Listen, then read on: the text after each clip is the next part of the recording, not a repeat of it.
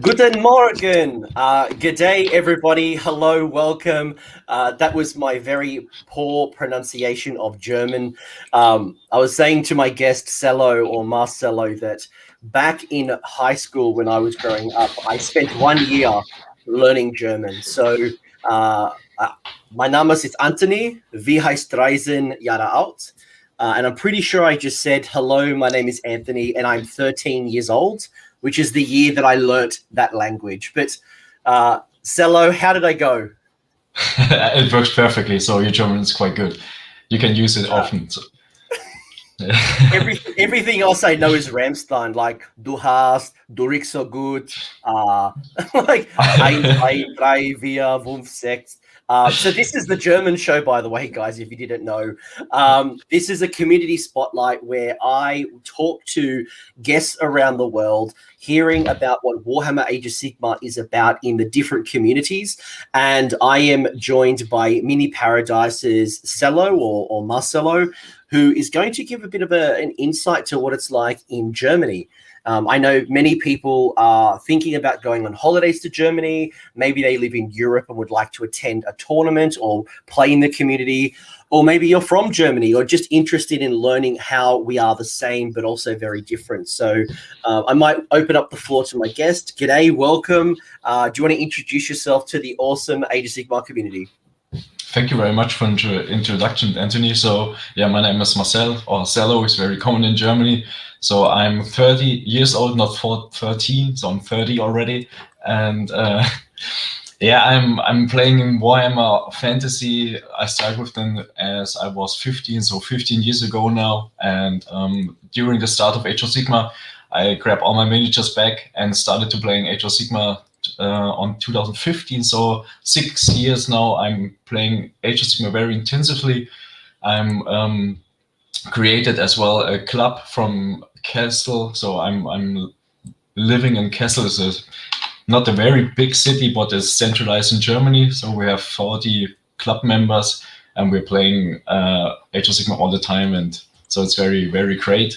And we're also organizing some tournaments. Yeah, sorry. No, I was just going to say, you're getting a lot of love in the chat already. Patrick coming in from Germany. You've got, Tobias saying, loving Germany. I love Germany. We've got another person from Germany as well. You got the posse. Guten Morgen, auf Wiedersehen. I'm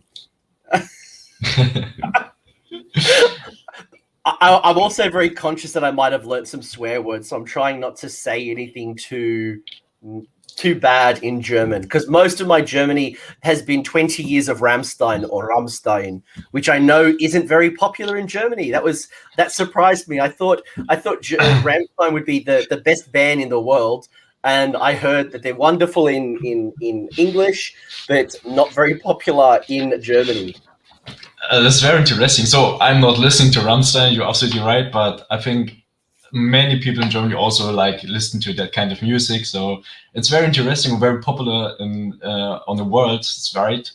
It's very interesting because everyone cannot really understand what they are singing or what this song is about, but everyone loves that kind of music, what they're doing. It's very, very cool.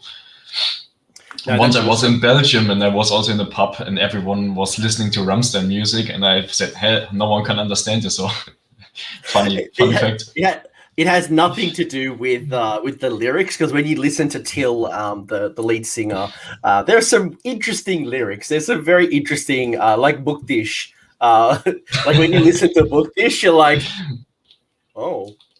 So no, that's awesome. Look, I am an absolute lover of Germany. Germany is somewhere that I'd love to visit one day, not just for Oktoberfest. But for me, I've grown up really enjoying Germany, and I'm an admirer of the culture. So I personally am very excited to understand not only your culture and hearing what it's like to be German, but also what it's like to play in Age of Sigmar in Germany. I imagine there are some interesting things that make you guys unique. I know that each of our communities are growing at different rates. I know there's some interesting challenges, and I know being that Germany isn't a primary English-speaking background and it's a second language, how does that translate with Germans? And, does it bring up some unique challenges? I think there's going to be things that are very good for us, but also some things we're going to go, oh, I didn't realize that is a challenge or something I should consider with other communities, other than my own. That's absolutely right. Also, the first, as I received your contact, it was very interesting because I haven't know that you're doing this kind of cultural comparisons, for example. So I really, really appreciate this kind of work, what you're doing here.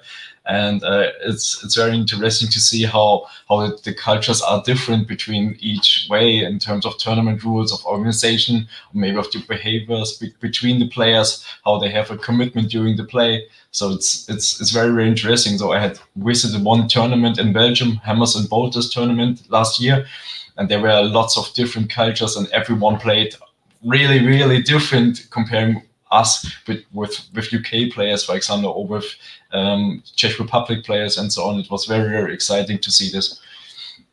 Yeah, that would have been awesome, actually. Like looking at the Hammer and Bolter, which was, I know there was a few English people that came over to Hammer and Bolter, but then I also saw there were some other cultures. And by the way, I think we've blown some people's minds now knowing that Ramstein isn't popular in Germany. But as Colin has said, everybody loves German beer, and that is a fact. That is an absolute fact.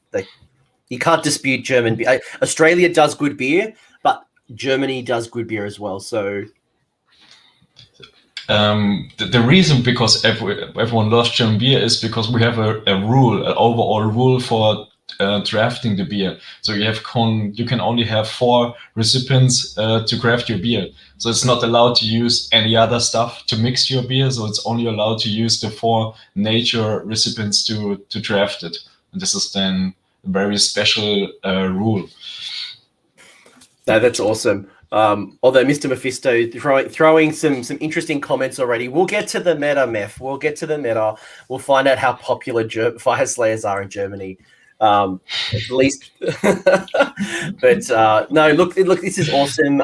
Let's actually get into the content. Let's start by setting the scene.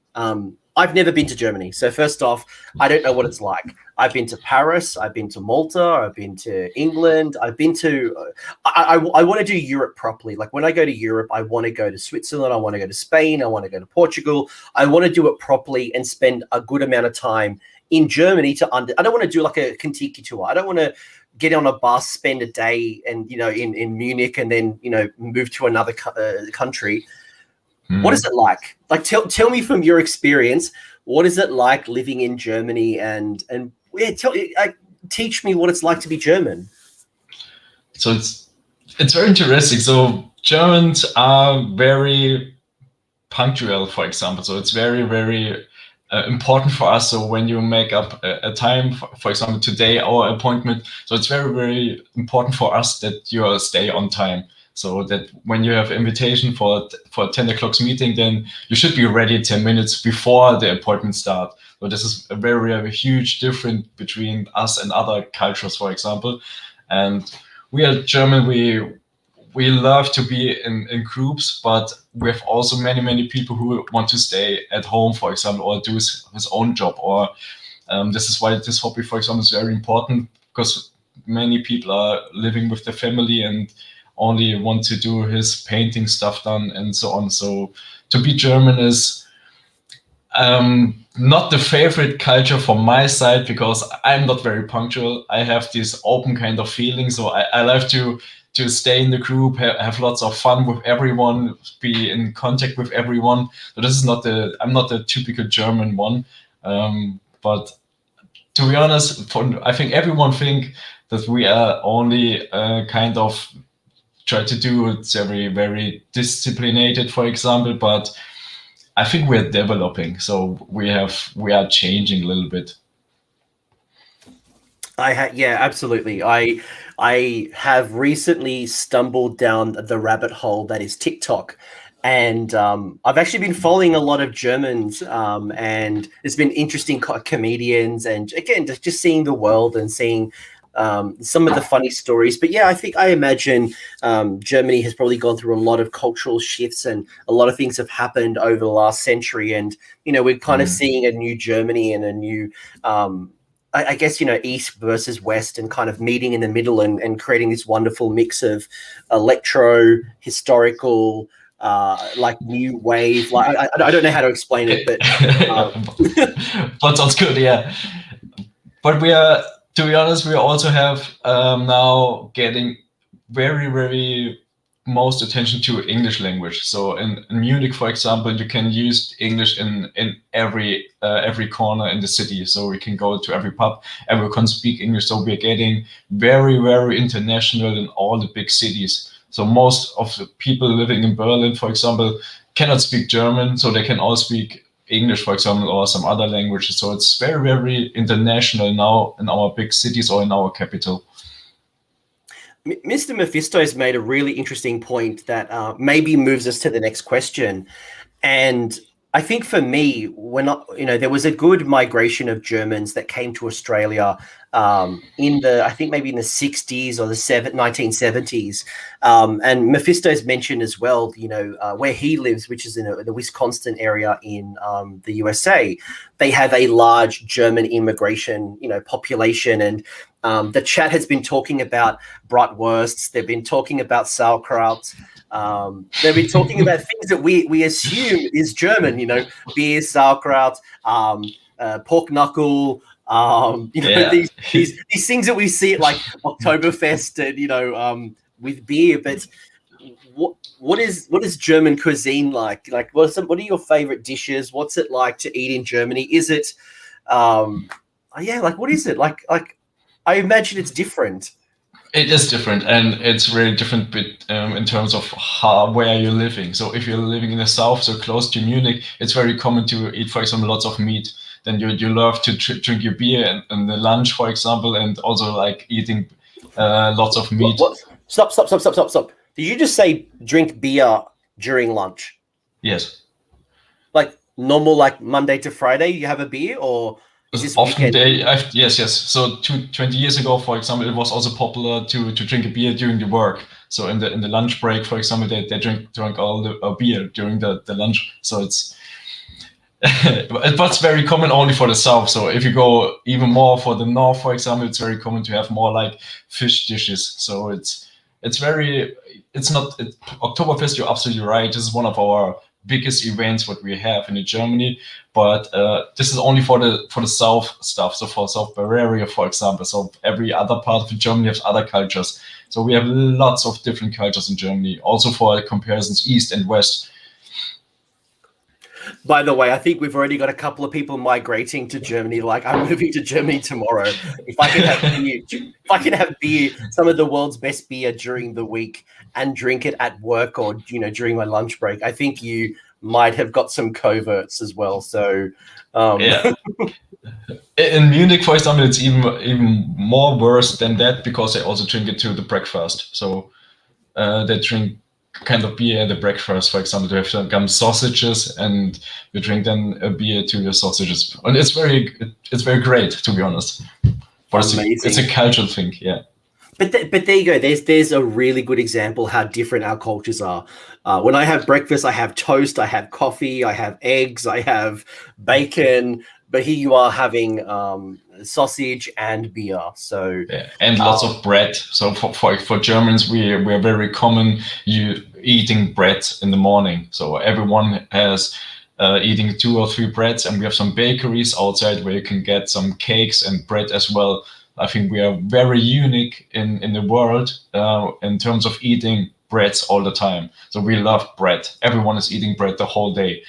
And I visit other countries as well. And for me, for my breakfast, it was very hard to eat a breakfast like I eat in Germany, because no one sells any breads. So breads filled with cheese, for example, or cheese on the bread. So no one is selling this, and it's very, very common to eat something like this in Germany. Yeah, absolutely. And I learned that when I was in Paris, like being in Paris, and breakfast is like a croissant, coffee, like a pastry, a bit of bread, orange juice, and that's it. But then they have a baguette in their backpack, and they just constantly eating in Paris. Like, you're just constantly eating bread. So you don't eat these big meals. You're always snacking on small small things throughout the day, and lots of cheeses, lots of meats, lots of fruits and vegetables. Yeah, it's the same. So the culture from France to us is similar, but not for baguette or croissant. So we're eating more like simple bread. And I've got some Frenchies in the chat. I've got the squig herd as well. So I think they're challenging me on how I may have said baguette or croissant. But this is not the French, so guys, you guys are next. Squig herd, you know, Sam, that you're coming next. We'll talk more. Sorry, Marcelo. No worries. I know Squig herd. He's also a common or a famous YouTube channel. So I met him at the Hammers and Bolters tournament. So talk to me about Warhammer. So, we've got a little bit of fun and we kind of understand a little bit about Germany and what it's like. And we know Rammstein is the best band in the world. One of my absolute favorites. One of my favorites in the world. Like, Rammstein. Top 5. Yeah, I love Rammstein. I see them every time they come to Australia. I play them constantly. If it's not like Amon Amarth or Rammstein, it's like I'm stuck in the 90s. Like I'm basically stuck in the 90s, but Rammstein for me is amazing. Talk to me about Warhammer. Is Warhammer and Age of Sigmar, is it big in Germany? Is it something like, is it popular? How did you get into this game? Like talk to me about the history of the community when it comes to Warhammer. So I think that the start for Age of Sigmar in Germany was not that great, to be honest. So for the Germany have a huge 40k scene. We have many 40k players. We have a very huge tournament scene in Germany. We have lots of tournaments, lots of players who are visiting the tournaments, but the Age of Sigmar start wasn't that great, to be honest. So I think many people were a little bit disappointed by the new rules, by the new edition, by Age of Sigmar general in terms of the starting rules. But during the last years, we really developing our community. Lots of new players are joining our community. We have, for example, 550 tournament players at T3 now. So it's not kind of like comparison with 40k because they have even more, but we are developing. So we have lots of new organizations who are trying to manage their own Age of Sigmar tournament. We have a very huge and very friendly Facebook group where all the players come together showing the painting stuff, or we're discussing rules or some play games, some army lists and so on. So I think I really like our community. We're really growing, and you meet many people, not only young people, also some people which are in the 40 or 50 ages. So this is very a mixed zone, but it's very friendly at all. So it's very nice to be in that kind of community in Germany. When I've talked to other communities, including my own in Australia, I think we've all had a very similar journey. We had a big Warhammer fantasy community.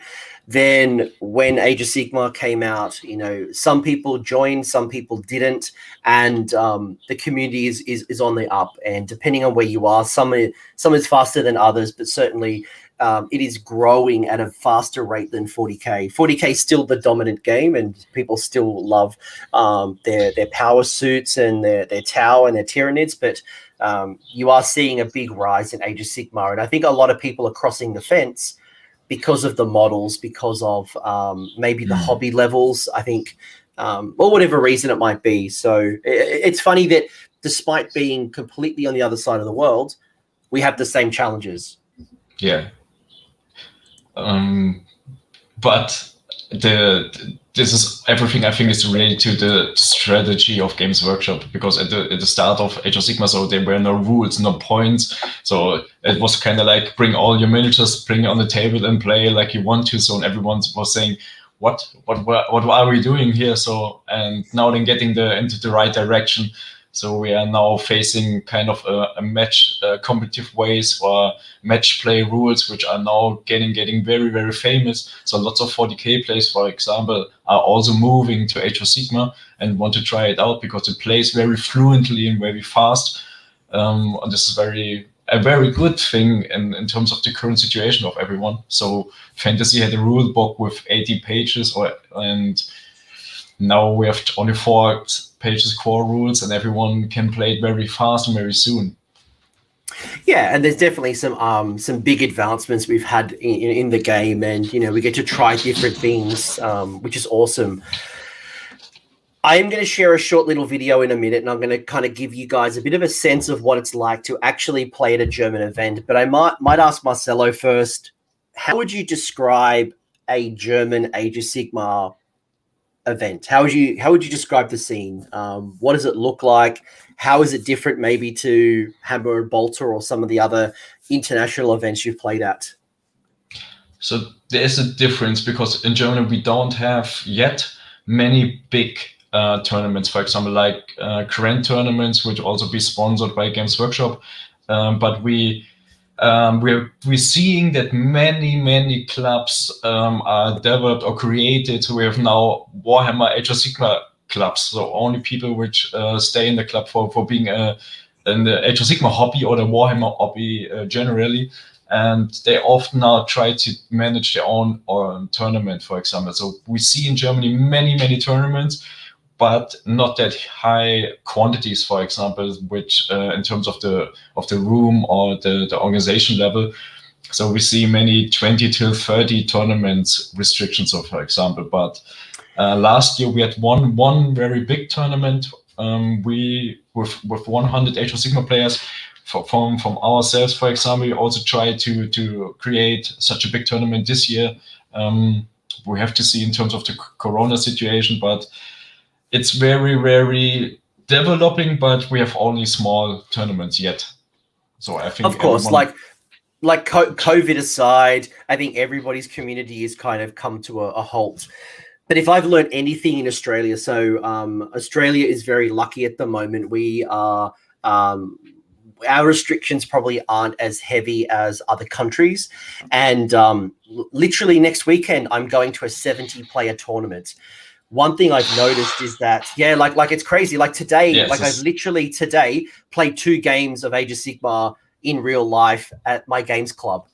So I'm very lucky. I get it. I'm super lucky. But one thing I've learned is that when the tickets came on sale for this event, because people haven't played for such a long time, they're so excited to go out and play that the community just rallies and tickets sell. Like the whole event will sell out in half an hour to an hour. Wow. In 2 weeks' time, I'm running a one-day event which has over 50 players for a one-day event. It's just because people are hungry to play. They haven't played for such a long time. They've been stuck at home painting, list designing, waiting to play new Slanesh or their Gargants or Lumineth. Mm-hmm. So I imagine your community is going to come back stronger than ever when the restrictions come down. You're absolutely right. So I received so many messages in terms of, can we start with the tournament? Will it really happen, or will we have to cancel it? And in Germany, it's unbelievable currently that we can have such kind of tournaments which you are going to visit, or in the future, or the one-day tournament you mentioned with 50 players. So in the German situation currently, it cannot happen because our restriction rules are too strong to let everyone getting such a tournament organized. But you are absolutely right. Our players are very hungry. Everyone is writing, "Oh man, I want to go to tournament. Come on, please, Cello, make it happen." I said, "Come on, man. I'm not the government. I cannot have set my own restrictions." So, but you're absolutely right. So we're coming back very strong then.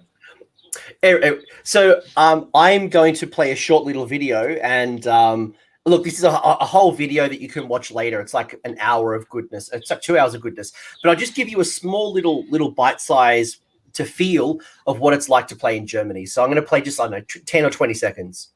Yeah. All right, let's go.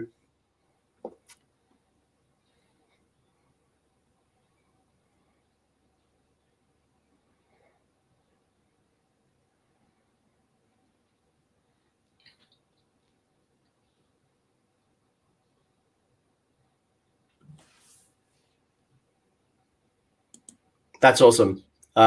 First off, that little kid there, he's a legend. I hope he wins. But like when I looked at that little video, and I could play it, and you can watch a lot more about the German scene. There's so much that looks very familiar to me. You have battle mats. Your terrain looks the same. I can see a lot of people, standing on a stage just waiting for the tournament organizer to explain to me the rules or, welcome me to the community. Playing in a hall like a church or playing at a community center. Like it's so very familiar, yet you are on the other side of the country to me. And it is exactly that. So it is very familiar because we have many tournaments and many people who are driving around and visiting the tournament. So it's more like you visit some friends or colleagues. This kind of situation we are feeling now. So when I when I organize the tournament now, I know there are coming lots of people which I still know, and I'm really kind of happy to meet these people again in the future. So it's really like a relationship or a friendship. So this is the community thing. It is very familiar. You're absolutely right with this. And people were asking in the chat. I think people are very interested to understand, what does the meta look like? When I go to a German tournament, and again, guys, this is, we can't, there's only so many events that happened before COVID, right? We don't quite know how many people are running the Gargan armies, how many people are building Lumineth. But Marcelo was kind enough to share with me some data and some insights in regards to, first off, what are the types of armies that people are playing? And then two, what are the results? Like, who is podium in Germany? So is there anything that you noticed here, Marcelo? Like I see, Courage and Overlords, Cities, Orcs, Zench, Ogres. All these armies are, these are probably very common to everybody. Things like Skaven, there is some outliers in here. But it's all very, very common to at least the meta that I play in. Yeah, so I think what we Germans always do is we have a look on other tournaments, on big tournaments, and what the player from these international tournaments kind of play the lists, and they copy, for example, some very good tournament winner lists and buy the models and try to use it for their own strategy then. So that's why you see many players currently in Germany who playing lots of overlords, for example. So we have very, very shooty meta in Germany now. So it's very good for you. For example, if you visit one of our tournaments, you have a very low drop army to make the choices for the first turn, for example. So we are playing very slowly, to be honest, because we have many new players also in our tournaments. So sometimes we hit the 3 hours of gaming time, and we have lots of discussions then how we can manage this as well. And this is a big difference, for example, to the UK players, as I mentioned before, in the Hammers and Bolters, because they play a game in 2 hours because everyone knows the rules. In Germany, we're a little bit slower, to be honest. We are getting better, but we are slow. So sometimes we have to ask rules for the referee. We have to discuss sometimes things. We have to look for some rules in the book. And this is something which slows the game at all. But from our side, yeah, it's very, very shooty. You see shooty Sigmar list. You see lots of Zinch lists, very shooty Overlords list. The Stormcast Eternals now only shooty list with 1 or 2 drop lists. I think our community are getting very strong because everyone wants to be the best. Everyone wants to maximize their list in terms of drops and how I can defeat my enemy or kill everything very, very fast. Why do you think your meta is very shooty? Is there anything in particular, or is there something culturally, or is there something that maybe draws the Germans to more of a shooting meta than a combat meta?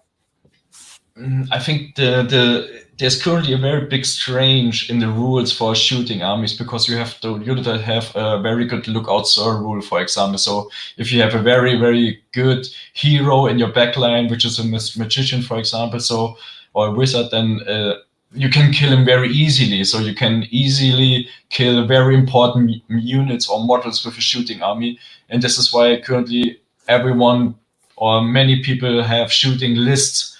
And to be honest, I see many other tournaments and tables, and we do not have these kind of many line of sight blockers on the table, so that you have the chance to hide someone for the shooty attacks, something like that. And this is then very easily for a good shooty player to finish all the key models or the key units very fast. It's an interesting point. If you don't have a lot of terrain on your table and a lot of line of sight blocking terrain, I know a lot of people don't like to play with a lot of terrain, but when you don't have a lot of terrain and a lot of tall terrain or wide terrain, it really does allow the shooting meta to go crazy. And like when I'm looking at these German results here, if I even go back to the last page, I'm not sure what type of Auric War Clan builds that is, but it does create the opportunity for things like your orcs with the mega Maw Crushers and your pigs to charge, like your Iron Jaws, Iron Sons, or your Big Warg to charge very easily. And for most cards, you could probably destroy those shooting armies pretty easily. So while the pendulum might be a lot of shooting, and Army Paradise made a comment of there's too much shooting in Magic, it does allow you to take advantage of that. And knowing that there's going to be a lot of shooting, how can I have like a a fast-paced, hard-hitting combat army that's not going to be able to do much in the unless shoot me. So if I get them before they get me, I'll have a really good chance to win. Yeah, that's absolutely right. So we see many Auric War Clan players not kind of using a Maw Crusher, more like using lots of small units or lots of small models, but big sizes. So we often use the slogan in Germany: you need to lose 50 wounds in a one turn and you have to, then you can continue, because sometimes you receive the whole shooting attack and then you lose 50 wounds, and then you need to continue the game. If you lose all your key models, then you are out of the game. So this is why, for example, all War Clan players, they fill the board with everything. They crowd the board with many big model sizes and lots of wounds, and this is why they have a chance to react against such a shooting attack. Yeah, and when Daughters of Cain come back on the table, I think that might cause them a lot of headaches. But to Mattio's point as well, that talks about the terrain, worsening the meta, and it favors Lumineth. Look, Lumineth is a little bit different with most shooting doesn't ignore line of sight. The Lumineth does. Your Kharadron Overlords having the flying ability does allow them to have more strength. But when you're talking about Cities of Sigmar, Bone Splitters, you're talking about other builds, the line of sight blocking terrain will really negatively impact those shooters. Yeah. So this is what I meant before. So we are developing, or we are growing this. But if you start with your first tournament, everyone can be sure that they cannot have the financial value to have 10 tables filled with lots of big terrains, for example. So this is an ongoing process. You need to buy every step by step more terrain and create more tables, for example. But for example, in our tournament, we are strictly want to have 2 line of sight blockers on every table. So that is just kind of an impact on the meta, that shooty armies haven't it too easily to kill everything in one turn. I am seeing a lot of commonality in the German meta, with Zench and KO and, Ogre Maw Tribes having a good representation. Obviously, this is before Daughters of Cain. Even some of the newer armies like Lumineth, again, we haven't really quite seen. But there's a lot of commonality in the current meta. Some armies like maybe Gloomspite Gitz who are doing a little bit better than normal. People like OBR maybe not doing as well. But majority of it is quite similar to the meta. Is it in Australia the same? So do you have also very strong shooting armies? I think there's still a lot of shooting, but there's also your Ogre Maw Tribes with the a lot of Stonehorns, as well as the Orcs, especially like your Iron Jaws, Iron Sons, are definitely a hard counter, because they can turn one charge you. And if I can beat you in deployment and then go first turn before you generate a command point, before you apply your buffs, before you can do anything, and knowing that your shooters aren't very strong, you can really do some damage. That also keeps people in check. So you might find, and even OBR has catapults, and people are kind of going through a bit of a rebuild stage. But either way, I think the point is that we have a lot of commonality, but also, there's some unique differences here. And I guess if I'm coming from England or I'm looking at this from America, when I look at the data, I could probably see a lot of things that are similar and some things that are like, oh, I have lots of Fire Slayers in my meta. Like, oh, not many people in my community play Skaven. And maybe that's because of the hangover from Warhammer Fantasy Battles and people want to play Skaven. So as an example. Yeah.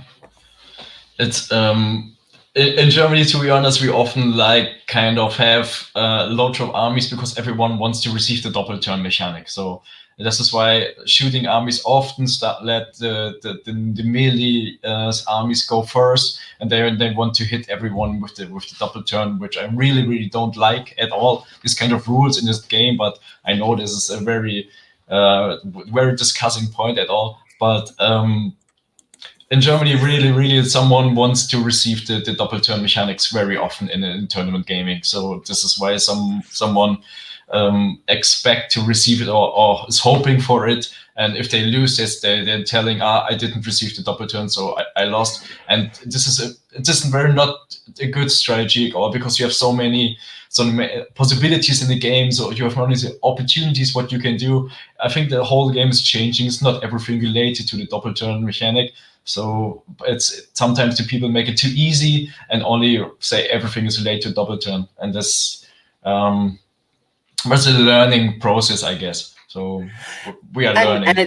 And it does take time, and people will learn about the strategies. And look, I've been playing Age of Sigmar since 2018. The double turn is a lot more punishing now than it was when the game very first started. So wrong mistakes, not having enough command points, not positioning yourself for defense, or thinking about what happens if I lose the double turn can be really punishing. But like Oliver in the comments made a really good comment. It's just, loving the tables. And when I look at these images, again, absolutely beautiful tables. It looks like you guys are having an absolute ball with your hobby. And this is outstanding. Like, I look at these tables and they just look like a pleasure to play on. It makes fun, yeah. So from our side, our organization thinks if someone was joining our tournament, we want to give them a very good kind of feeling, not only for the community, only for the gaming feeling on the tables. So it's very important for us to have good looking tables which are familiar with the terrain and the mats. So everything has a system for your eyes as well. No? You want to play on the very beautiful looking gaming table. Yeah, you want to take photos, you want to share it on social media, you want to show people your wonderful painted armies on wonderful, interesting tables. But you keep talking about events, you keep talking about tournaments. What are some of the most popular or the biggest tournaments? Are they all in a capital city? Whereabouts do I find these tournaments as well? Like, talk to me about the scene. Yeah, there aren't that many tournaments in capital or in big cities, because I think that the prices for renting such rooms or big halls, for example, could be too expensive. So often we move to villages or something like that, or something outside the city. It's not very easy when you, for example, have to pay 10 euros or 20 euros for a 2-day tournament. It's not possible to make it in such big rooms in the middle of the city. So it's too expensive in Germany to rent such rooms or halls at all. It's not very easy. So you go to a tournament with publicity, so with train, for example, or metros. It would not be possible. So you need to go by car to such tournaments at all. So when you say the village, so I live in a capital city. I live in probably the biggest one in Australia. When you say village, how far of a drive, or how far am I traveling to attend a larger tournament? Because it's cheaper. Yeah, it depends. So I guess the mostly On average, on average, like I yeah, get yeah. like, you know. So I think 3 hours. I think an average. So 2 to 3 hours. Yeah. So if you Is have a that 20 or 30 tournament of players, then mostly the people will not use a 6 hour driving time to visit such a tournament. When we have a huge tournament with 100 players, for example, 80 players, which goes over the weekend, so for 2 days, for example, then the people will use a 6 hour driving to get to the tournament, because they have an overnight rule. You can go to a hotel as well, but for a 1 day tournament, they will never drive longer than 3 hours for such a tournament. That's funny. In my community, a 1 hour drive is too far. It's too A lot far. of people don't. They don't Oh like. no. Look, we don't like to travel very far. We're very spoiled, at least in my community. But when I talk to some of my American friends, yeah, they drive 12 hours, 16 hours to go to a large event. And for me, like I fly to a lot of my events. But for the Americans, for example, they drive a lot. I imagine you're driving on the Autobahn, and hopefully it's fast and it's just, you know, direct to where you want to go. But 3 hours seems like a long time It for is. some people. Yeah, it is. So I was a visit a tournament in our capital in Berlin, and it was on a Sunday, and it was crazy. So we had to wake up in the morning at 4 o'clock to stay in the tournament at 8. So it was a long drive, a long way to go, and at the end it was 10 o'clock as the tournament finished, and we had to drive back. And there was a whole Sunday. I was totally down on my Monday morning's appointments, but yeah. We did it, and it was a lot of fun, because you can remember on this day now, and it was then a great experience at all. And I don't, obviously we don't know what it's going to be like after COVID, but what are the names of some of the big tournaments in Germany? If I was thinking about maybe going on a holiday, or maybe even I'm a German player and I would like to attend my first tournament, what are some of the names that I would look in on a I don't know, a Facebook search, or, you know, is there anything in particular that you can recall? Yeah. So we have some, as I mentioned, we have some smaller clubs who are organizing a tournament. So we see, for example, the GTC team. This is one German championships team. Also very centralized in Germany. We have the Crown of Champions, which is also a group of players who's organizing teams. We have Games Island.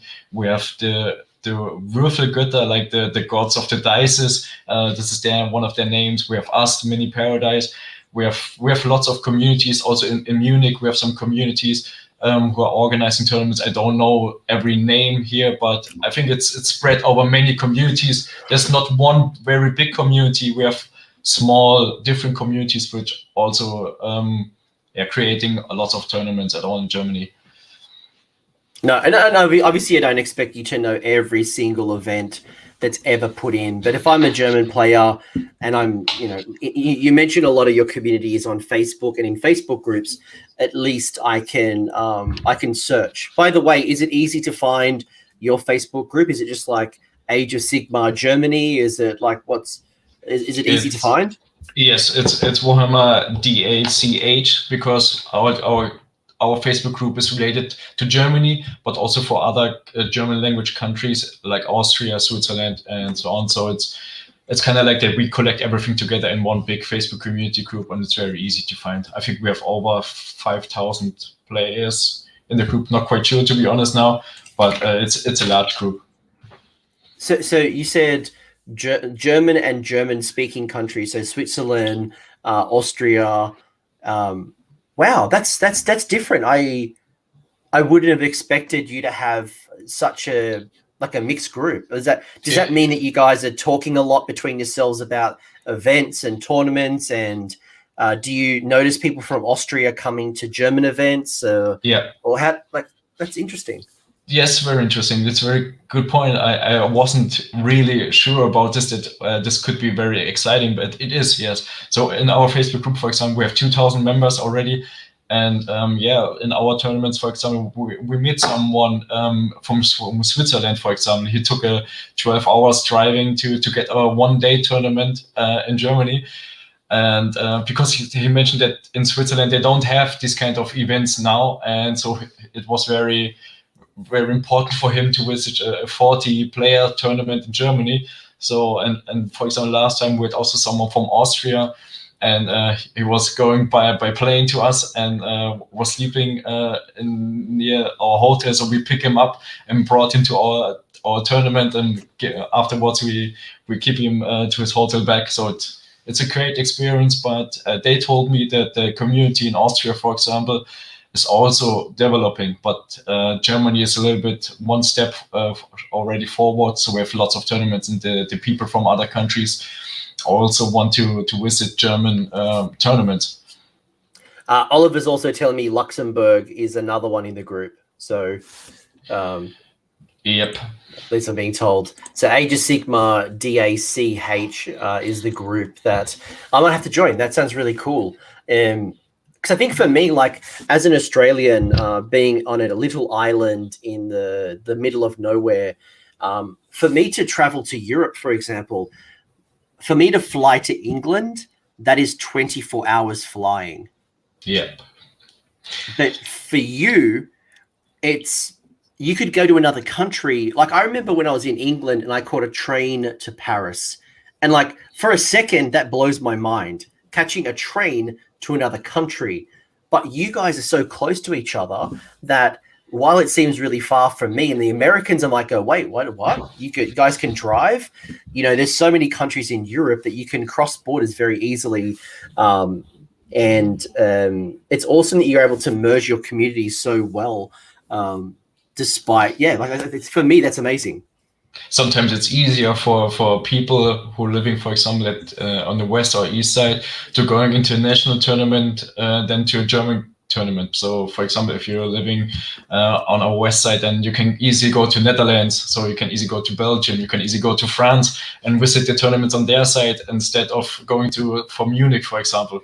So it's very easily, and you can also take a plane and go to UK, visit a tournament there. I spent two times. I visited already at Nottingham, so the headquarter from Games Workshop, and played some games there. So from our community or club, it was important to have a yearly flight before Christmas that we're visiting Nottingham. So I'm just drinking some beers at the Games Workshop game stores. And afterwards, after our games, we go to some pubs, and after 2 days, we take a flight back because it's only 1.5 timing flight. So it's very, very easy. You're absolutely right. It's a very good benefit for European. I need to spend 5 hours on a flight to leave my country. Oh, 3 hours, probably 4 hours, 3 to 4 hours flying to leave my country. And that's to go to New Zealand. And Army Paradise is threatening me with a good time that if I come to Germany, I'll get a room to stay in. And I want to come back. In hopefully when the borders open, I want to come back to Malta. So my background, I'm Australian Maltese. So I love going back to Malta, but I'd love to come to Germany. I'd love to spend more time in Europe, but do it properly. I think that's probably one thing, is that when you go to Europe, you want to spend 1, 2, 3 weeks in one country to get a really good feel of it.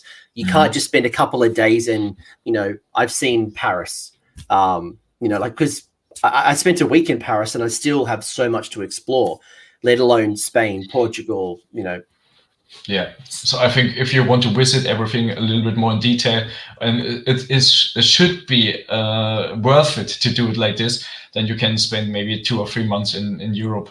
And it's not only for our west side, it's also for our east cultures like Poland or Lithuania, Eastland, or like that, Finland, Sweden, Norway. We have very, very interesting countries. And we're seeing lots of Age of Sigmar players on tournaments in every country now. We have also big tournaments in Czech Republic, for example. Someone from our community visited them. So you can use your Age of Sigmar hobby, for example, to visit other cities. For example, if you spend a week in Amsterdam, for example, you can visit a tournament and spend the other days on visiting the city. And I'm even being told, Prague has a good event. Again, I think, like I noticed that the AOS Worlds is happening in Milan. I know an Italian YouTuber, AOS Crusaders, had told me, Francisco had mentioned that, the Italian scene are trying to bring back the ETC and they're doing the Worlds tournament. So it's great to be able to come in and have like a centralized place, then also have, a bit of hobby, a bit of, basically like a cool space. I'm sorry, I was just reading Matteo's question, which was, does Germany have a unified national tournament league? So I know, like in Australia, for example, we have like a ranking system. So if I attend a tournament, depending on my performance, I get sports points. The higher place that I'm ranked in my tournament, the more points, and then kind of at the end of the year, the amount of points would allow me to compete for a title of, at least in my country, it's called the Masters, the Australian Masters. I know England has the Masters, New Zealand has the Masters. Is there like a competitive ladder or some type of national tournament league, as Matteo is pointing it out? So not yet, but since 4 weeks, some organizations are sitting together to create such a thing in Germany as well. So in Germany, we have only T3, the table tournament internet address, but the system for the points, we need to discuss this in detail, but we are creating something which should be very similar to this, to have maybe a German championships or a German league, and where you can collect points when you visit some of the attending tournament organizations. So it's not done yet, so it's not finalized yet, but we have some very interesting discussions currently to create such a thing. So because we need to be sure that every tournament which allows to where you can receive them points for the league, for example, that we have the same rules and the same logic on our organization. So because in Germany, never or no organization is using the Games Workshop official method. So we are using our own system, our own logic, our own point system. We are developing our own battle plans, which should be used. Your own points. Stop. Your own point system and your own battle plans. Yes. What? Yeah. So we are not using for example, the Age of Sigmar General's Handbook in our local tournaments. So for example, for our tournaments, we are creating for every tournament new battle plans, and we are showing them on a beamer. So everyone has to read the logic and figure out how the battle plan looks like and how they can receive points. So we never use, for example, the official General's Handbook's battle plans. I'm being told that you might be referring to a scoring system, yeah, sorry, and not like not like recreating the entire wheel. No, because no. I'm going, why? Like, why are you recreating the wheel?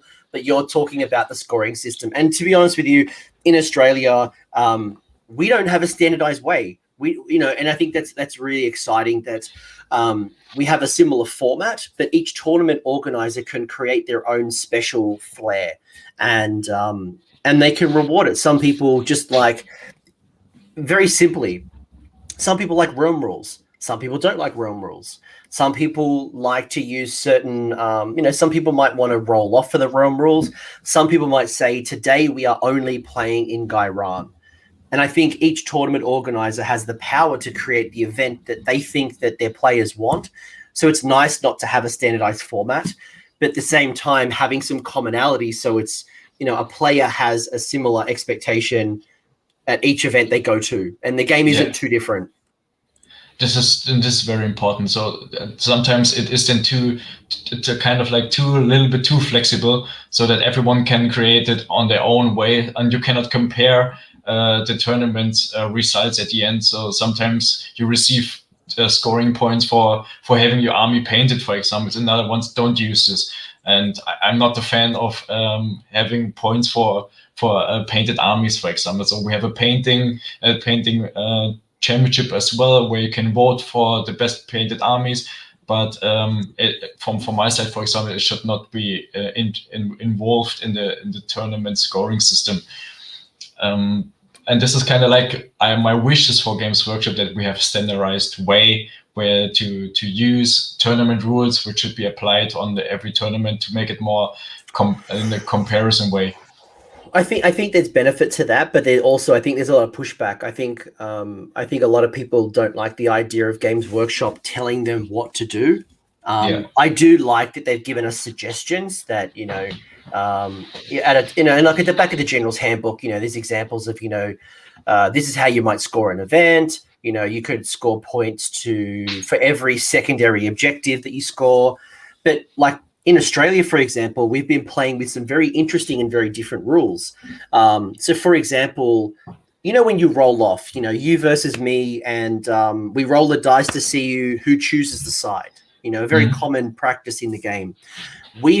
Some of our tournaments have started to introduce a different rule, and we've said whoever wins the roll off can choose either the side, or you can choose which realm of battle we play in, and the realm of battle is the one that your army is from. So if my list says that I'm from Gairan, I can choose to play from Gairan or choose the side. So it means that the other person who didn't win the roll off still gets a decision. They can choose the side or they can choose the realm. That's becoming a little bit popular here, and not in every event, but it's just like I like that our tournaments can try things, and if people really like it, we can run with it. And if we don't like it, you don't have to include it. And I think it gives you a bit of flexibility in the types of events, and you go to the event that you want to go to. It's a very good point. So we often discuss such things to make it more like fair for everyone in terms of Age of Sigmar. So many roll-offs, which are very important. The side is very important. The rhythm can be very important. So the first turn is very important. Every starting initiative roll is very important. So this idea is very, very good to use such a system that makes a roll-off not too big impact for everyone. So I like the idea. And another example we had in our community is, secondary objectives, auxiliary objectives. One of the challenges I've always found is it's hard. Like if you choose 2 and I choose 2, how do I know that you just didn't say, hey, let's just tell the tournament organizer we scored both of them? So one of the ways that we've kind of started to introduce that is by giving you a point for your secondary, and giving you a point if you deny your opponent scoring their secondary. So you versus your opponent are keeping each other accountable, and we can't go to the tournament organizer that we both scored them. So that's very good. Again, like we're just trying different things, and sometimes it works, sometimes it doesn't work. So I think the standardization is good, and I think it's a very German thing. You guys are process, standardization, but trying some things as well. You might find it's very, very popular in your community and actually gets people excited. Only the other day I interviewed somebody, and he talked about, in one of his tournaments, he gave everybody a free Underworld's Warband. So they could bring their 2,000 points plus 1 Underworld's Warband. And it's only small, but it allows people to try different things and to paint some new models. And again, like I think I made my point is that standardization is really good and it's very helpful, and you can try different things. Yeah, you're right. So a standard way is good in terms of the scoring system, but it should be always that the tournament organization has some free spaces where they can set their own wishes how they want to organize a tournament. So this should be always the case. You're absolutely right with this. In terms of the auxiliary objectives, for example, we have kind of a document where both players have to fill everything out, like how many points they scored per round. And on this document, for example, you see 6 auxiliary objectives, which can be done by both players, and everyone can delete one. So we have 4 open auxiliary objectives, and for example, kill the enemy's general is, for example, 1. And if you do it first, then you receive the extra points for completing this auxiliary objectives, and another one cannot to reach the points again. So it's like you have 4 open objectives which can be done by both players, and they are visible to both players on one document, and they know if I want to do it, then I need to do it now, for example, because maybe in the next round another one will kill my general, and then he receives the points for the auxiliary objectives. So it's an open mind game and not hidden for everyone, so that you know what kind of extra task I have to do during the game, and not everything hidden. And if I do it, I have done it, and my enemy has no impact to help me to do it or to prevent me from doing it. So I like this kind. Yeah. I've never heard of that. That's very interesting. So you have 4 common secondary objectives, like kill the general. What were some of the other ones? So kill the general is one. Or for example, have at the end of the game more units in the starting area or the starting zone than the other one. It's like a comparison auxiliary objectives, or have more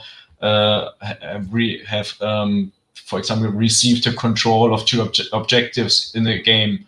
So this is kind of like always auxiliary objectives, which can be done directly in the phase or at the end of the game, and then you can compare to each other, for example, or who killed more battle line units. So something like this.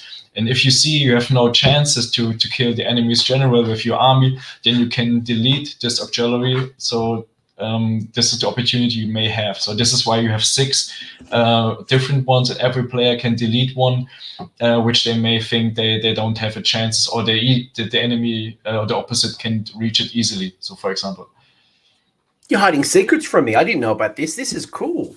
Again, we all play the same game, but there's these little things that make us different. And I like that. That might be something that I want to incorporate in one of my events. That sounds interesting. That's because I think part of the challenge with this secondaries is sometimes they're very hard for certain armies to do. So having a couple of common ones, something as simple like killing your enemy's general, or having something that's very, very specific to the event. I like it. Mm-hmm. I like that, and being able to deny your opponent in a very different way. What else have you noticed is different in the German scene? Like when you played at Hammer and Bolter, or when you've had people go to international events, do you know of any other things that sound different? So we have awesome discussions in terms of the gaming time. So how long do you take for your round, for example? And we saw many plays in Germany or games in Germany where one of the players played 2 hours, for example, another one played 1 hour. And in Hammers and Bolters, I had 3 games with very, very friendly and very good colleagues from UK, and they played very fast, very open-minded, very. So if you want to look at everything or something in your rules book, they said, "Hey, come on, you know the rules. Let's play." And in Germany, we sometimes figure out what is the real rule. Then we have a look on FAQ. So this is something what I wish for the German community, that we play very fast, and because then you are always kind of like do something. So someone is keeping or moving the figures, and I have to look up what I'm doing next, for example.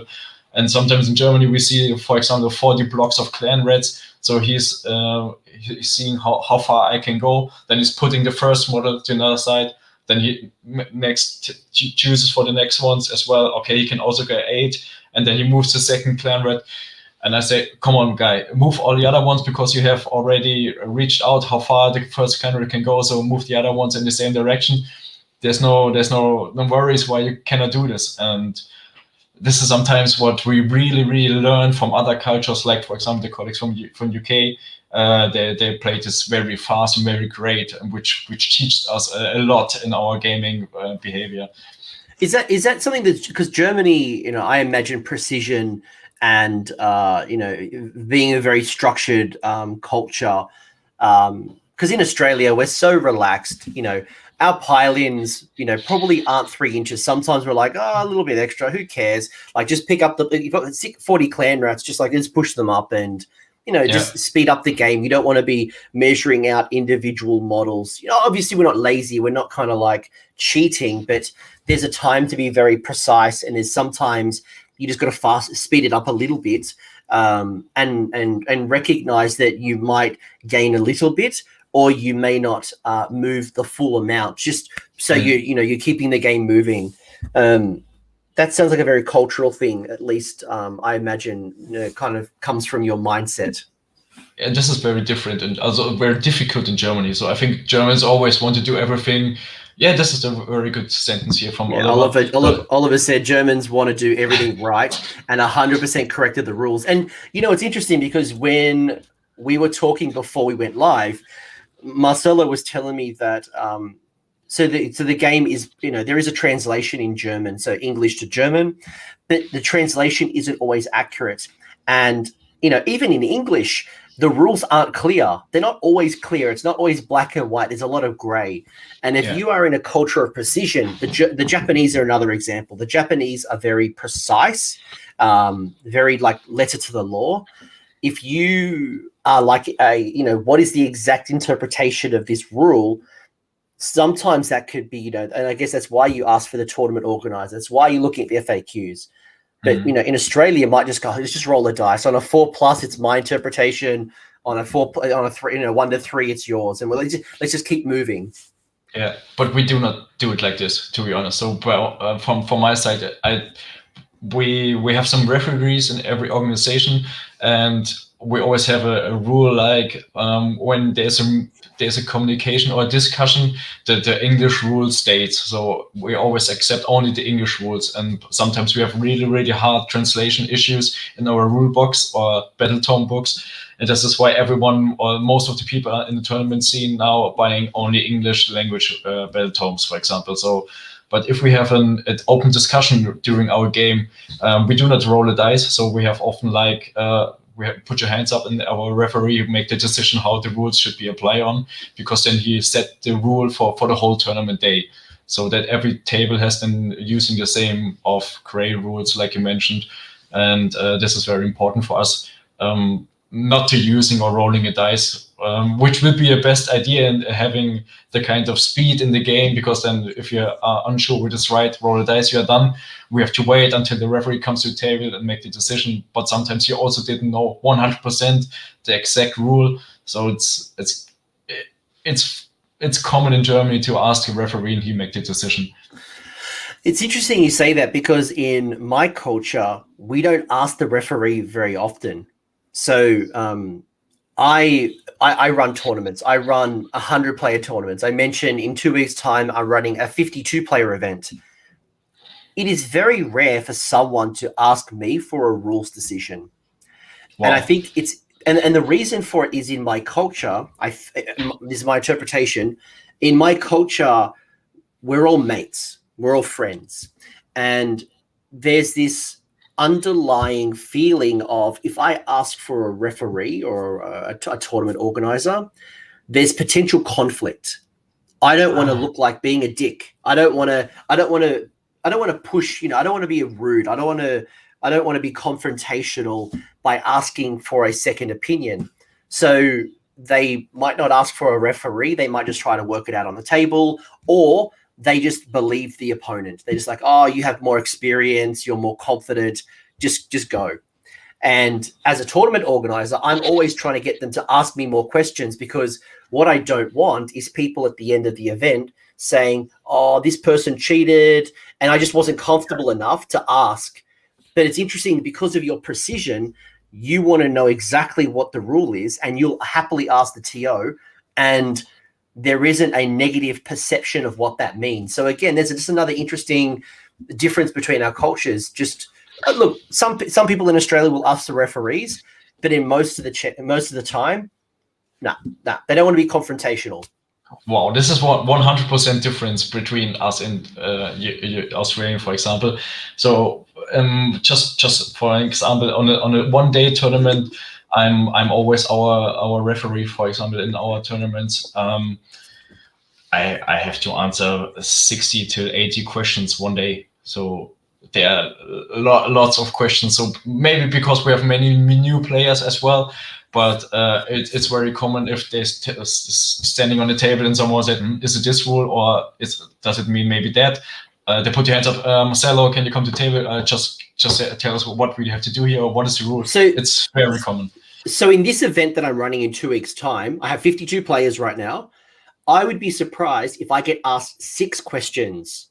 Wow. About about the rules. I would almost guarantee, and even though I walk the floor, I'll take photos, I'll chat to people, I would be surprised if I get 6 questions, let alone 60 questions. So again, it just kind of shows you that how differences our cultures are and what things are interpreted, or again, how our culture impacts the way that we look at the game. So for me as a referee or tournament organizer, it's very important that everyone has a great day, so that everyone has fun. And this is very important, that I have open communication with everyone, and everyone don't have these kind of feelings or mixed feelings when they ask a referee, like in other sports. So it's very open-minded. Just Cello come to the table, for example, ask or help us with the rule, or is this right what we are doing here? Just that everyone leaves the game or leaves the organization at the end and have a good feeling because they had fun and they haven't cheated or something like this. So this is something which I totally agree, that this kind of feelings comes to your mind when you often ask a referee. So what you that you make maybe a good feeling, a bad feeling for your opponent, because you always discuss rules, for example. But from my experience in Germany, it's not that case. So we really have an open discussion with everyone. Sometimes they ask people from the table which are playing next to you something. So it's kind of like very, very open for everyone. Well, that's probably more common for us, is they'll ask somebody who's close by, or they'll ask somebody else. But to actually raise the question to a formal referee or a tournament organizer, I think that's kind of seen as a next level. They might ask their friends, they might ask the table next to them, they might ask maybe an experienced player, but raising it to a tournament organizer, there's almost like a perception that, there's a bit of conflict. But hey, look, we talked about that topic enough, I think. What do you love about playing in Germany? Like it sounds like you got a really cool community. It sounds like it's very friendly, very warm. Sounds like it's growing. It's a growing community, and you've got a lot of new players coming into the hobby. But why do you love playing in the German scene? Like, tell me more about, what do you love about the community? I really love about the community playing not in a tournament perspective. So I really, really appreciate that many people try to play on the Friday, Saturday night, evening, just a friendly game or a game with friends. So you play some models. Do not maximize your army list. Put some beers on the table or drink 20 beers. Doesn't matter. It's more like spending your free time with your friends. It's more like meeting the people and not playing the game. So you meet friends, you're having a good time, you're eating a pizza, for example, drink a beer, and playing Warhammer. So the focus is on meeting the people and not in playing Age of Sigmar, for example. So this is a really, really good point in our community, that people meet each other in terms of the relationship they want to have. So they love playing the game anyway, but sometimes it's not the focus while we are meeting us. It's more like that we visit the friends again, and we can talk about the last weeks, for example, or what's happening. And so it's not only that you maximize the game. So often we play as well, and if you take the double turn now, you will blow out everything, and then you give you do not take the double turn, you leave the turn by the opposite, just in terms of having a good time in the game, so that everyone goes at home after the game and said it was a great feeling. So it doesn't matter who have won the game. So it's more like playing with a friend and not beating each other in the competitive way. Yeah, Garm's mentioning that his experience as a referee, saying that often they try to work out issues themselves before they call a judge. But I guess this is where there's differences in allied communities, and sometimes they work it out themselves. Sometimes they want the referee. Sometimes they talk to the experienced person around them. Whatever it works out to be, it's just always interesting how different our communities are. But I imagine that if I come to a German event, there's a lot of beer, probably a lot of pretzels, or a lot of just eating and celebrating and having fun. More than just winning and losing. It's also about just having a great time and celebrating while we play with our war dollies. Just in the comment from Gam, it's absolutely right. So it depends on how big is the tournament. So if you have a 20 or 30 tournament, then it's more familiar. So then maybe you have more open conversations. So you have often the discussion with the referees, because they are standing on the table and watching the game, for example. So this is why we have more discussions or more conversations with the referee. When I would organize a 100-player tournament, I think it would not be the same. So I think then the players will often figure out everything by themselves. Yeah, no, it's just, I guess, if you are a tournament organizer or a referee, my advice to you would be, don't just sit behind your desk. Make sure you're walking the floor, talking to people, taking photos, and being available for anyone who might have questions to ask you. And they don't want to leave their table. Being present will allow them to be accessible. I know even like wearing a different T-shirt or a lanyard that says, referee can be very helpful. Yeah. Maybe my last question, unless there's a question that comes from the chat, so I might just leave the chat open for a second. So guys, if there's any questions that you want to ask about the German scene, this is the time to pop it in. But maybe my last question is, when borders are reopened and, we're all safe to travel, we can all come to tournaments. If I wanted to come to Germany, what advice would you give me to come to Germany? Come to a tournament? Is there any advice that you'd give me about coming to your community? So the first one for me, to be honest, would be that you write first a message to the tournament organizer, if it's possible to have an English language speaking player attending the tournament. So I think we are very open, but we have also very new players which are not very familiar with the rules, or do not speak English very well, to be honest. So I think it would be the best to write first the organizer if it's possible to have an English-speaking player on the tournament. It is developing at all. So, for example, for our side, we as well want to give English-speaking players from other countries the chances to visit our big tournaments as well. But this will be the first step, that you can be sure that everything could be handled in English. So, as well from the tournament organizer perspective. Yeah, I guess I don't want to come to a tournament and get paired up with someone who isn't very good at English or has no English. And they're not confident to talk to me because I'm speaking English and their English isn't fluent. So I guess that's a really good tip. Just let the tournament organizer know, and they can help you have some good games and help them have good with their opponent. So I had the same situation, for example, in Hammers and Bolters. So there were some France people who were not very good in English, and there was one good friend from my side who was also not very good in English, and they were sitting together on one table having a game, and they're coming to me on my table every 10 minutes and ask me, how can we communicate this problem here, or what is with this issue, and what kind of disputes, what is this in English? So if you're, for example, a France player and you're going to a German tournament, you need an English battle tome. So you have to know the rule in English. So I think this is not a general tip for visiting German tournaments. I think this is a global tip, so that you always use English language rules for playing these games. If you're coming to a German championship or German tournament, Anthony, it would be a good advice also to not to drive, because I'm quite sure you have to drink a beer in this tournament.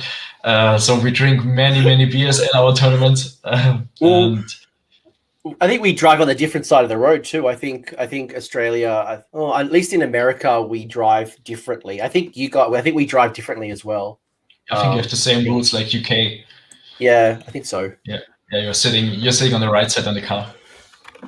But yes, as Army Paradise said, best advice is to get a driver so you can drink as much beer as I want and not have to drive by yourself. Well, first off, you shouldn't be drinking and driving.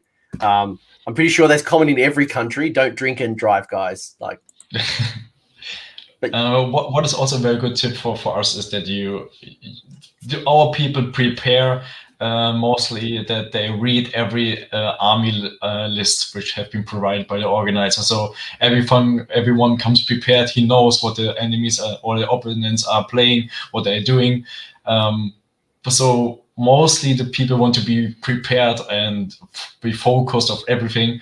But we often have a meal in lunch, for example. We often order some burgers or pizza, and then trying to have a great day for everyone. So it's a very good feeling, to be honest. It's not like to being competitive the whole day. We have a very open and very open-minded games. So I think there shouldn't be any trouble at all. It doesn't matter from which country you're coming to Germany. Amazing. And it looks like there's some pretty good advice in the chat, and it sounds like it all revolves around drinking. But I'm going to try some more German here. I'm going to say wunderbar. Thank you. No, sorry. No. I'm saying wunderbar, so that means wonderful. And I'm going to say danke. No, danken. How do I say thank you? It's danke. Or danke schön. Oh, thank you very much. It's danke. That's too much for me. No worries. Thank you. But I will tell you, like I'll count. I'll go 1, 2, 3, 4, 5, 6, 7, 8, 9, 10, and then 10. Yeah, elf, nice. elf, 13, 14, 15, 16, 17, 18, 19, 20. Oh, you missed the 12, but everything sounds very good. You're absolutely right. Yes, that was the full 20. That was my high school German coming out. And maybe I'll end with this final question coming out from Chuan. And Chuan had said, how important is a fully painted army in the German community? I know you said, some tournaments reward points for painted armies, some don't. But how important is it just to have a painted army? It's not important, to be honest. So we kind of like it's cool for everyone if you have a full painted armies, because you have some very good looking tables, you have very nice terrain, you have good mats, so the whole game is looking very beautiful. So it's very cool when everyone also paints their armies. But in terms of the scoring system, it's not very important, and you're not getting any bad comments if you have a gray army. So I would not make any suggestions at all. But there is no big issue if you not paint your army at all. You're too kind. You are way too kind. I know. What's an Australian? What's that? What is an Australian? So do you have to paint your army when you go to a tournament? Yeah, absolutely. It's we require a battle ready. So you can't. So in Australia, this is in a tournament. So like the event that I'm running in 2 weeks, I'm having no painting restrictions, so people can try their new Slanesh mortals. They can put on their gargants, the Lumineth that's taking forever to paint. But if you go to a proper grand tournament, a GT, a big event, every model must be painted to a battle-ready standard. And if you don't have painted models, the event organizer will take it off the table. So you won't be playing with 2,000 points. Wow. Okay. Well, it's one of the reasons we do that is because if people travel 1 hour, 2 hour, 5 hours to come to our event, you don't want to paint. You don't want to play against some plastic gray models. And I think it's a respect that we're trying to pay, that at least you should have basic painting. We're not asking you to be a world's best painter. We're not asking you to edge highlight and put the eyes in the eyeballs of all your miniatures, but just having even contrast paint, having no gray plastic, and having some type of basing is like a minimum standard that we set.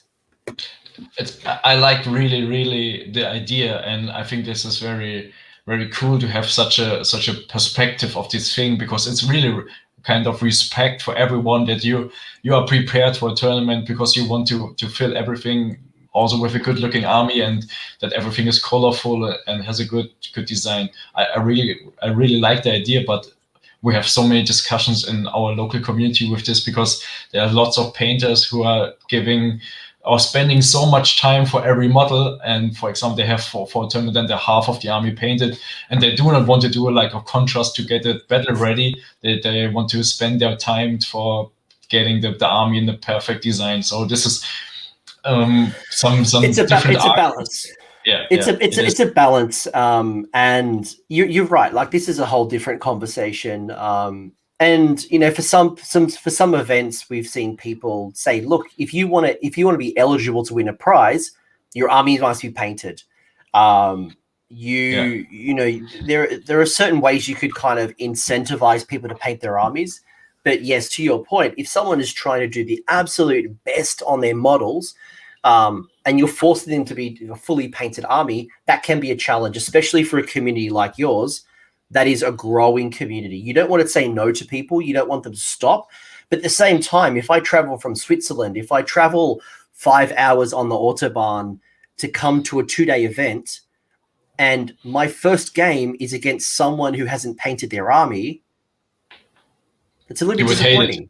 Yeah, it is. Well, it's disappointing. It's like I put so much effort into my army, and I'm playing someone who might have just built their army literally last night. So it's a tough balance. It really is a tough balance, and I guess there is no silver bullet, no easy answer.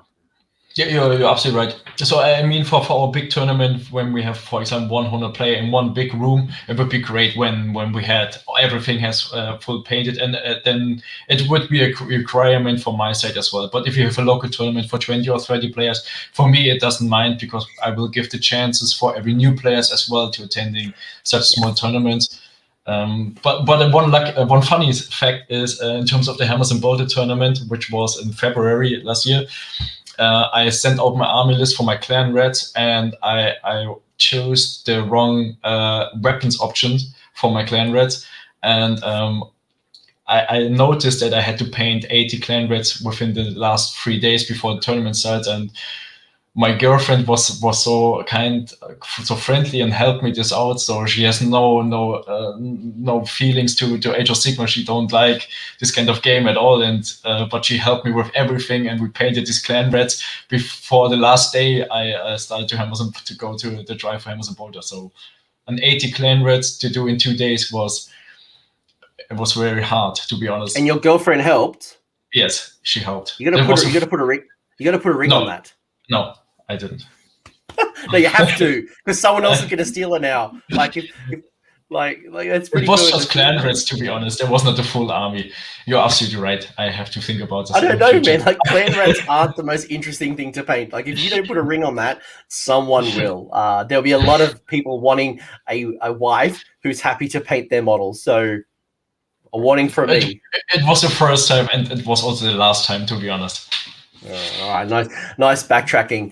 But Cello, this has been a lot of fun, man. I've had a lot of fun learning about the German scene. I've learned about Fur Fox MacLeod is just like 80 clan rats in 2 days. Wow.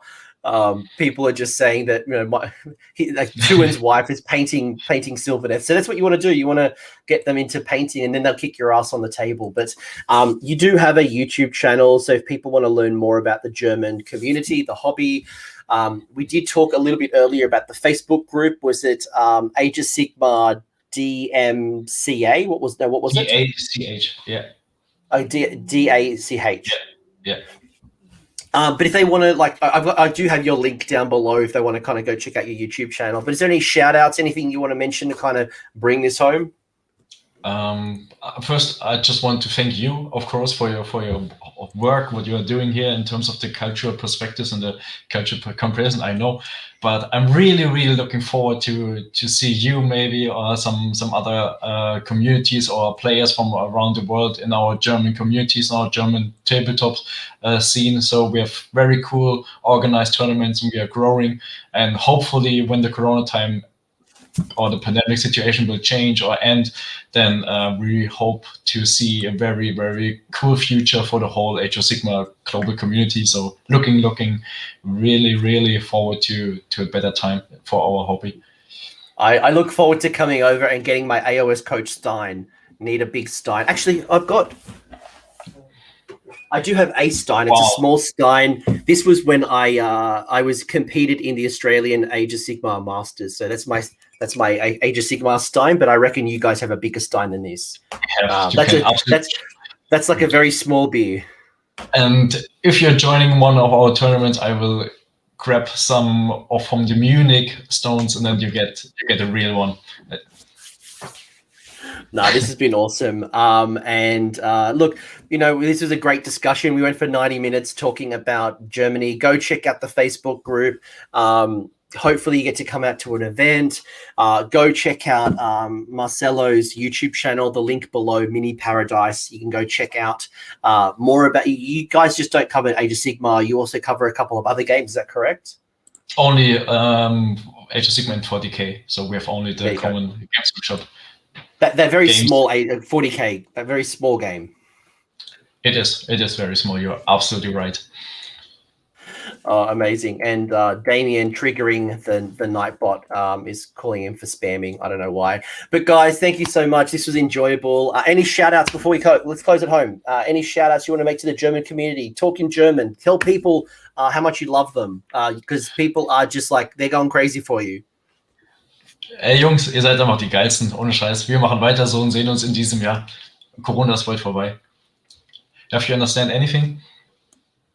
I understood. Like that, I didn't recognize any of them in a Rammstein lyrics. Yeah, it was a Rammstein lyric. Yeah. No, lyrics are good. Thank you very much, Anthony. It was great. Thank you very much. No, guys, thank you very much. All right, guys, until next time. And the next one will be France. We'll do a spotlight on France. And if you guys wanted to hear from another community, if you guys want to hear after the France and you have a particular community, I don't know, Spain, you want to hear from the Canadians, you want to hear from some other community, let me know. Let me know in the comments. Tell me what other communities that you would want to hear about, and I'll do my best to try to set a conversation up. But guys, Marcelo, thank you for your time. I'm going to bed. I've had a big day of Warhammer. I played 2 games and this stream. This has been awesome. Until next time, guys. Don't forget to... Thank you, Anthony. No, thank you. And don't forget to name your heroes. I hope you found that discussion valuable. If you did, give the video the old thumbs up. And if you have a comment or an insight, leave it in the comment section below. The champions over here are my AOS Coach Patreons and YouTube members. So you guys are bloody legends. Thank you for all the support. If you want to know more about the support programs, the links are below down here in the episode description, along with a link to the Discord server, so we can continue this conversation. Until next time, don't forget to name your characters and have a good one.